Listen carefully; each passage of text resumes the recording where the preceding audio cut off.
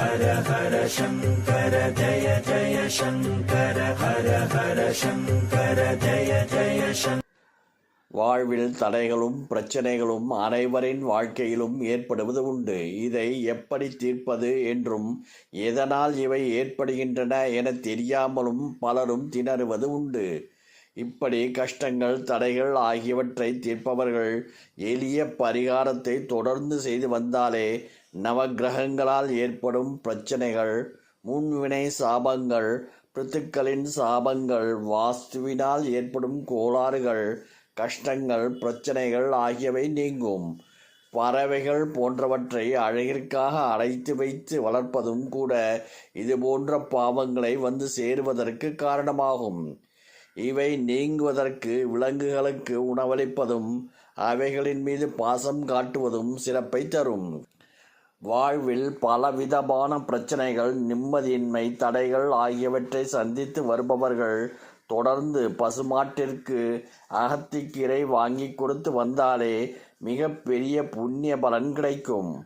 அமாவாசை, வெள்ளிக்கிழமை, சனிக்கிழமை ஆகிய நாட்களில் கொடுப்பது இன்னும் சிறப்பானதாகும்.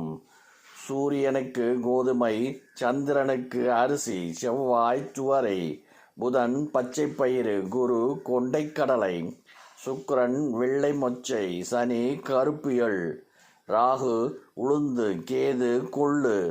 இப்படி நவக்கிரகங்களுக்கு உரிய நவ தானியங்களை 1 கிலோ வீதம் வாங்கி வைத்துக் கொள்ளுங்கள். இவற்றை மாவாக அரைத்து ஒன்றாக கலந்து வைத்துக் கொள்ளுங்கள். இந்த மாவில் தினமும் சிறிது வெல்லம் கலந்து உருண்டையாக பிடித்து பசுமாட்டிற்கு கொடுத்து வரலாம். வீட்டிற்கு அருகில் பசுமாடு இருந்தால் அதற்கு தினமும் கொடுத்து வரலாம். இப்படி இல்லாதவர்கள் கோசோலை இருந்தால் அங்கு சென்று கொடுக்கலாம். பசுமாடு என்பது மகாலட்சுமியின் அம்சமாக கருதப்படுவது. பசுமாட்டின் ஒவ்வொரு உடல் பாகத்திலும் ஒவ்வொரு தெய்வம் என்ற விதத்தில் உடலில் 30 முக்கோடி தேவர்களும் வாழ்வதாக ஐதீகம். பசுமாடு ஒன்றிற்கு உணவு அளிப்பதால், அதுவும் நவக்கிரகங்களுக்குரிய தானியங்களை கொண்டு செய்யப்பட்ட சத்து மாவினை உணவாக அளிப்பதால் அனைத்து விதமான பாவங்களும் பிரச்சனைகளும் தடைகளும் விலகி வீட்டில் சுபிட்சம் என்பது ஏற்படும். ஹர ஹர சங்கர ஜய ஜய சங்கர ஹர ஹர சங்கர ஜய ஜய சங்கர.